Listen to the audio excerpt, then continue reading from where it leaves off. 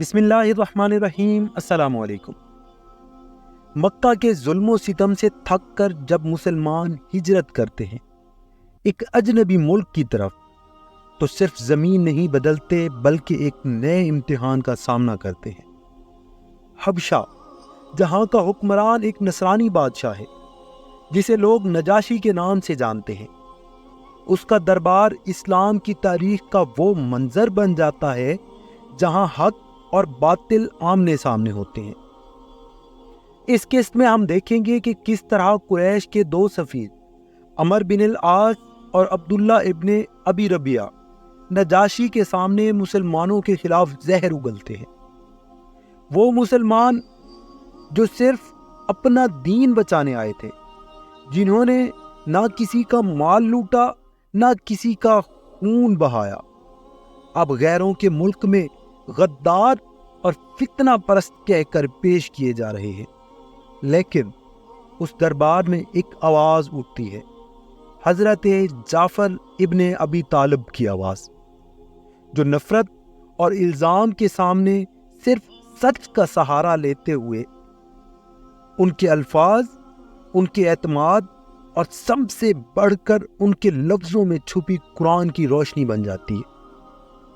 یہ سب کچھ اس بادشاہ کے دل تک جا پہنچتا ہے، مگر کیا سچائی صرف الفاظ سے ثابت ہوتی ہے یا اس کے لیے دلوں تک راستہ بنانا پڑتا ہے؟ آج کے ایپیسوڈ میں ہم دیکھیں گے کہ کس طرح ایک دربار قاضی کا منظر اختیار کرتا ہے اور اسلام پر لگائے گئے الزاموں کا جواز کس انداز میں دیا جاتا ہے۔ یہ واقعہ صرف ایک مکالمہ نہیں، یہ اسلام کی عزت اور اصولوں کا پہلا امتحان ہے کسی غیر مسلم کے سامنے۔ ہر روز شام 6 بجے سعودی عرب میں، 8 بجے پاکستان میں اور 8:30 بجے انڈیا میں ہمارا نیا ایپیسوڈ لازمی دیکھیے۔ چینل کو سبسکرائب کریں اور بیل آئیکن پریس کریں تاکہ ہر قیمتی لمحہ آپ تک بر وقت پہنچے۔ چلیں شروع کرتے ہیں اپنا ایپیسوڈ 9۔ شیخ تبرسی علی بن ابراہیم اور دوسرے محدثین نے بیان کیا کہ جب حضور صلی اللہ علیہ وآلہ وسلم کی دعوت تبلیغ کو قوت حاصل ہوئی اور کچھ لوگ حضور صلی اللہ علیہ وآلہ وسلم کے دین میں شامل ہو گئے، کفار قریش نے آپس میں اتفاق کیا کہ جو لوگ مسلمان ہو گئے ہیں ان کو آزار و تکلیفیں پہنچائیں، شاید وہ حضرت کے دین سے پلٹ آئیں۔ یہ مشورہ کر کے ہر قبیلہ کے لوگ اپنے قبیلہ کے لوگوں کو اذیت دینے پر آمادہ ہوئے۔ وہ ان کو اذیتیں دیتے ہیں جو مسلمان ہو گئے تھے، چونکہ حضرت بھی ابھی خدا کی جانب سے کافروں کے ساتھ جہاد پر مامور نہ ہوئے تھے۔ بعثت کے 5ویں سال خدا کے حکم سے مسلمانوں کے ایک گروہ کو حبشہ کی جانب ہجرت کا حکم دیا اور فرمایا کہ بادشاہ حبشہ، جس کو نجاشی کہتے ہیں اور اس کا نام اصحمہ ہے، وہ نیک بادشاہ ہے، وہ نہ ظلم کرتا ہے اور نہ ظلم پر راضی ہوتا ہے، اس کے پاس چلے جاؤ اور اس کی پناہ میں رہو یہاں تک کہ خداوند کریم مسلمانوں کو کشائش بخشے۔ ان کی ہجرت میں مصلحتیں تھیں جو نجاشی اور اہل حبشہ کے اسلام کا سبب ہوئی، اور ان کا اسلام لانا مسلمانوں کی قوت کا باعث ہوا۔ غرض 11 مرد اور 4 عورتیں پوشیدہ طور سے مکہ سے نکل کر حبشہ روانہ ہوئیں۔ ان میں عثمان بھی تھے اور ان کی زوجہ بھی تھیں، اور زبیر بن عبداللہ، عبد الرحمن بن عوف، ابو حذیفہ، ان کی زوجہ مصعب بن عمر، ابو سلمہ بن عبد الاسد اور ان کی زوجہ سلمہ دختر ابو امیہ، عثمان بن مظعون، عامر بن ربیعہ اور ان کی زوجہ لیلہ بنت ابو خشیمہ، خاطب بن عمرو اور سہیلہ بن بیدہ تھے۔ یہ سب لوگ اکیلے اکیلے خفیہ طور پر روانہ ہوئے۔ جب دریا کے کنارے پہنچے، نجار کی ایک کشتی وہاں موجود تھی، اس میں سوار ہو کر حبشہ کی طرف چلے۔ کفار قریش کو معلوم ہوا تو ان کے پیچھے دوڑے، لیکن ان کو نہ پا سکے۔ وہ لوگ ماہ شعبان اور ماہ رمضان میں نجاشی کے ملک میں رہے اور ماہ شوال میں واپس آ گئے۔ ہر ایک اہل مکہ میں سے ایک شخص کی امان داخل ہوئے، سوائے ابن مسعود کے کہ وہ حبشہ کی طرف واپس چلے گئے۔ اس ہجرت کے سبب مسلمانوں پر اہل مکہ کی جانب سے زیادہ سختی ہونے لگی اور ان پر ظلم و ستم زیادہ ہونے لگے۔ پھر دوسری مرتبہ حضرت علیہ السلام نے بحکم خدا ان کو اجازت دی تو وہ لوگ حبشہ کی جانب ہجرت کر گئے، اور علی بن ابراہیم کی روایت کے مطابق اس مرتبہ حضرت جعفر بن ابی طالب 72 مسلمانوں کے ساتھ حبشہ کی طرف روانہ ہوئے۔ دوسرے لوگوں کا بیان ہے کہ جو لوگ حبشہ گئے تھے ان کی مجموعی تعداد 82 تھی، جو بچوں اور عورتوں کے سوا صرف مرد ہی مرد تھے۔ ایک روایت میں ہے کہ 11 عورتیں ان کے ساتھ گئی تھیں۔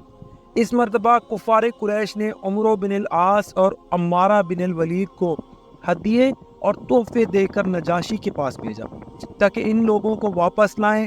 عمرو بن عاص اور عمارہ میں دشمنی تھی، قریش نے صلح کرا دی تھی۔ عمارہ بہت خوبصورت جوان تھا۔ عمرو عاص اپنی زوجہ کو ساتھ لے گیا تھا۔ جب وہ کشتی میں سوار ہوئے تو دونوں نے شراب پی، اور عمارہ نے عمرو سے کہا کہ اپنی زوجہ سے کہے کہ میرا بوسہ لے۔ عمرو نے کہا یہ کیسے ہو سکتا ہے کہ میری زوجہ تیرا بوسہ لے؟ جب عمرو بھی مست ہو گیا اور وہ کشتی کے کنارہ پر بیٹھا ہوا تھا، عمارہ نے ایک ہاتھ اس کو مارا اور دریا میں پھینک دیا۔ عمرو کشتی سے لپٹ گیا اور لوگ اس کو دریا سے باہر لائے۔ اس سبب سے ان میں عداوت مضبوط ہو گئی۔ جب وہ نجاشی کی خدمت میں پہنچے، اس کو سجدہ کیا اور ہدیے پیش کیے اور عرض کی، ہم میں سے ایک گروہ نے دین میں ہماری مخالفت کی ہے اور ہمارے خداؤں کو گالیاں دیتے ہیں اور ہمارے پاس سے بھاگ کر یہاں آئے ہیں۔ ہم چاہتے ہیں کہ ان کو ہمارے ساتھ واپس بھیج دے۔ یہ سن کر نجاشی نے جناب جعفر کو بلایا۔ ابن مسعود کہتے ہیں کہ جب نجاشی کے پاس چلے تو جعفر علیہ السلام نے فرمایا کہ تم لوگ خاموش رہنا، بادشاہ سے گفتگو میں کروں گا۔ غرض جب ہم نجاشی کے دربار میں پہنچے، وہاں کے عمراء نے کہا کہ بادشاہ کو سجدہ کرو۔ جناب جعفر علیہ السلام نے فرمایا، ہم سوائے خدا کے کسی کو سجدہ نہیں کرتے۔ نجاشی نے قریش کی گفتگو سے ان کو آگاہ کیا تو حضرت جعفر علیہ السلام نے فرمایا، اے بادشاہ، ان سے پوچھئے کہ کیا ہم ان کے غلام ہیں؟ عمرو عاص نے کہا نہیں، بلکہ آزاد اور قوم کے بزرگ لوگ ہیں۔ حضرت جعفر علیہ السلام نے کہا، ان سے پوچھئے کیا ہم ان کے قرض دار ہیں؟ عمرو نے کہا نہیں، ہمارا کوئی مطالبہ ان پر نہیں۔ پھر حضرت جعفر علیہ السلام نے کہا، ان سے پوچھئے کیا ہم نے کسی کا خون کیا ہے جس کے یہ دعوے دار ہیں؟ اس نے کہا نہیں۔ تو حضرت جعفر علیہ السلام نے فرمایا، پھر تم ہم سے کیا چاہتے ہو؟ تم نے ہم کو حد سے زیادہ ستایا، ہم تمہارے شہر سے نکل آئے۔ اس نے کہا، اے بادشاہ، یہ لوگ ہمارے دین میں ہماری مخالفت کرتے ہیں اور ہمارے خداؤں کو گالیاں دیتے ہیں اور ہمارے جوانوں کو ہمارے دین سے گمراہ کرتے ہیں اور ہماری جماعت کو پراگندہ کرتے ہیں۔ ان کو ہمیں واپس دے دیجیے تاکہ ہمارا معاملہ درست ہو جائے۔ حضرت جعفر علیہ السلام نے کہا، اے بادشاہ، ان سے ہماری مخالفت یہ ہے کہ خداوند عالم نے ہمارے درمیان ایک پیغمبر مبعوث کیا ہے۔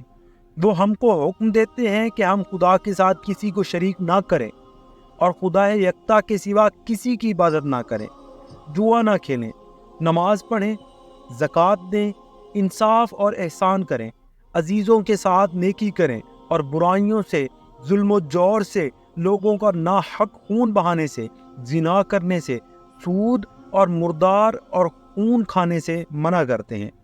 اور وہ پیغمبر وہی ہیں جن کے آنے کی بشارت جناب عیسیٰ نے دی تھی، ان کا نام احمد ہے۔ نجاشی نے کہا، حق تعالیٰ نے حضرت عیسیٰ کو بھی انہی امور کے ساتھ بھیجا تھا۔ نجاشی کو حضرت جعفر علیہ السلام کی گفتگو بہت پسند آئی۔ نجاشی نے حضرت جعفر علیہ السلام سے کہا، آپ کے پیغمبر جناب عیسیٰ کے بارے میں کیا فرماتے ہیں؟ حضرت جعفر نے کہا، وہ وہی فرماتے ہیں جو خدا ان کے حق میں فرماتا ہے کہ وہ روح اللہ اور اس کے کلمہ میں ہیں، جن کو اس نے ایسی خاتون سے پیدا کیا ہے جن کو کسی مرد نے چھوا تک نہیں تھا۔ یہ سن کر نجاشی نے اپنے علماء کی طرف رخ کر کے کہا، اس سے زیادہ حضرت عیسیٰ کے بارے میں نہیں کہا جا سکتا۔ پھر حضرت جعفر علیہ السلام سے کہا کہ آپ کو کچھ ان امور سے یاد ہے جو خدا کی جانب سے آپ کے پیغمبر لائے ہیں؟ فرمایا ہاں، اور سورت مریم پڑھنا شروع، اور جب اس آیت تک پہنچے، ترجمہ، اور خرمے کی شاخ کو اپنی طرف ہلائیں، اس سے تازہ تازہ خرمے گر پڑیں گے۔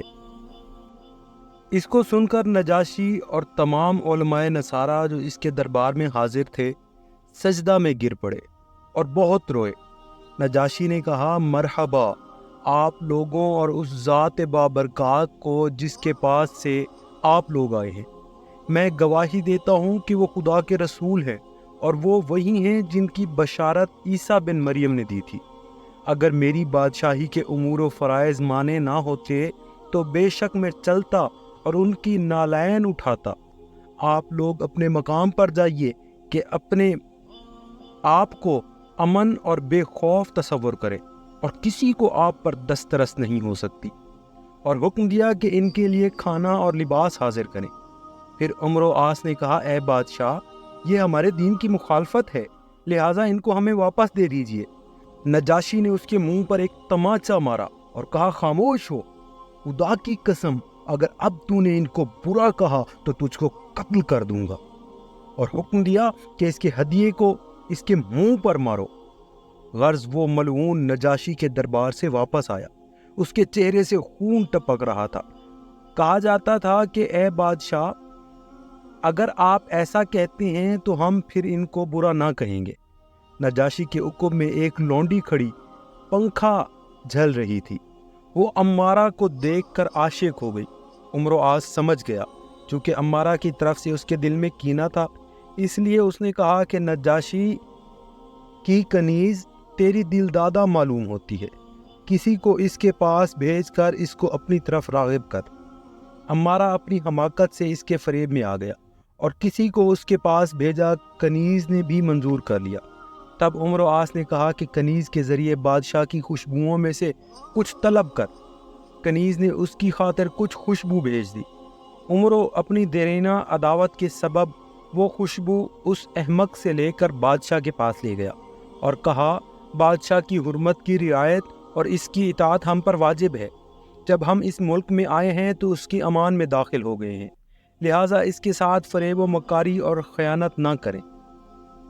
اس میرے ساتھی نے بادشاہ کی کنیز کے ساتھ سلسلہ عشق و محبت شروع کیا اور اس کو فریب دے کر اس سے بادشاہ کی خوشبو حاصل کر لی، لہٰذا مجھ پر لازم تھا کہ بادشاہ کے گوش گزار کر دوں۔ یہ کہا اور وہ خوشبو نکال کر بادشاہ کے سامنے رکھ دی۔ نجاشی نے وہ خوشبو دیکھی اور یہ قصہ سنا تو بہت غضبناک ہوا۔ پہلے تو ارادہ کیا کہ امارہ کو قتل کر دے، پھر سوچا کہ وہ میری امان میں میرے شہر میں آیا ہے، اس کا قتل مناسب نہیں ہے، اس لیے اپنے جادوگروں سے کہا کہ اس کو کسی بلا میں مبتلا کر دو جو قتل سے بدتر ہو۔ ساحروں نے اس کو پکڑ کے پارا اس کے عضو تناسل میں چڑھا دیا، جس سے وہ دیوانہ ہو گیا اور صحرا میں بھاگ گیا اور وحشیوں کے ساتھ رہنے لگا۔ قریش کو معلوم ہوا تو اس کی تلاش میں لوگوں کو بھیجا جو ایک چشمہ پر اس کی طاق میں بیٹھے۔ جب وہ وحشیوں کے ساتھ اس چشمہ پر آیا تو لوگوں نے اس کو پکڑ لیا، جس سے وہ بہت بے قرار ہوا اور تڑپنے لگا یہاں تک کہ وہ مر گیا۔ عمرو عاص بھی مہاجرین کی واپسی سے نا امید ہو کر قریش کے پاس واپس آیا اور پوری سرگزشت بیان کی۔ حضرت جعفر علیہ السلام اپنے ہمراہیوں کے ساتھ نہایت عزت و کرامت کے ساتھ نجاشی کے پاس رہتے تھے۔ جب حضرت صلی اللہ علیہ وآلہ وسلم نے مدینہ کی جانب ہجرت کی اور قریش سے صلح ہو گئی تو جناب جعفر اپنے رفقاء کے ساتھ مدینہ کی جانب روانہ ہوئے اور فتح خیبر کے وقت حضرت علیہ السلام کی خدمت میں پہنچے۔ حبشہ ہی میں حضرت عبداللہ بن جعفر اسما بنت امیس کے بطن سے پیدا ہوئے۔ اسی زمانہ میں جب کہ حضرت جعفر علیہ السلام حبشہ میں تھے، نجاشی کے یہاں بھی لڑکا پیدا ہوا تھا جس کا نام اس نے محمد رکھا۔ معزز سامعین، اگر آپ کو ویڈیو پسند آئی ہے تو لائک اور سبسکرائب ضرور کریں اور اسے اپنے عزیزوں تک پہنچائیں تاکہ ثواب جاریہ بن سکے۔ والسلام۔